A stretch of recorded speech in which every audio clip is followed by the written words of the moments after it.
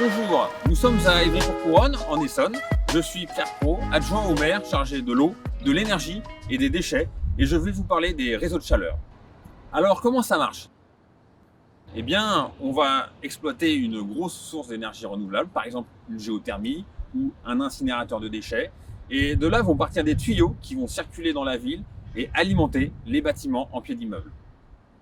Les trois principaux avantages des réseaux de chaleur, c'est que c'est plus écologique parce que ça consomme de l'énergie renouvelable, c'est moins cher car ça consomme moins de gaz et on a plus d'indépendance énergétique.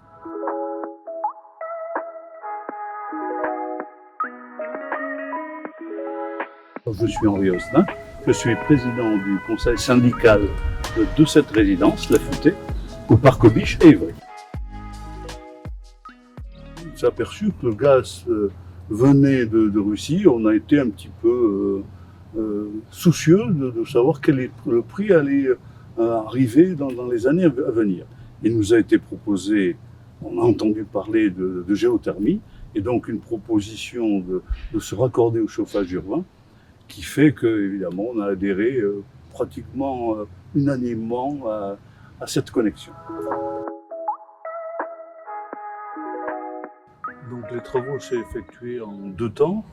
D'abord des travaux extérieurs pour faire passer les deux canalisations d'arrivée d'eau chaude et de retour, et des travaux en chaufferie, vraiment très simples, puisqu'il s'agit de démonter une chaudière et d'installer un énorme échangeur à la place, sans rien toucher au réseau secondaire, au réseau de la copropriété.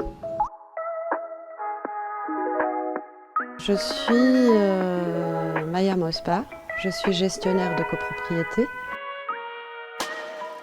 Alors, avec un chauffage urbain, ça représente une opportunité pour les copropriétés, parce qu'on réalise, dans mon cas pour cette résidence précisément, on réalise une économie d'environ 23,64%.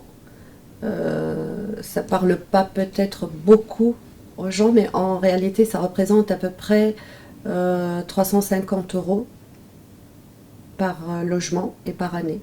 C'est en même temps une solution beaucoup plus respectueuse pour l'environnement, puisque il y aura réduction de l'empreinte carbone de à peu près plus de 55%. C'est énorme.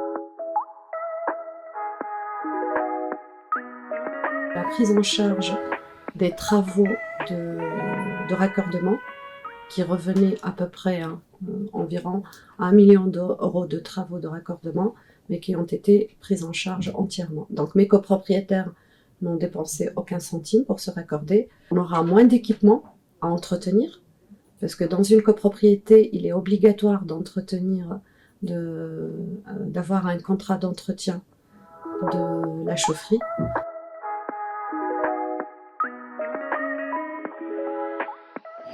France Chaleur Urbaine vous permet de savoir instantanément si votre bâtiment est raccordable ou pas.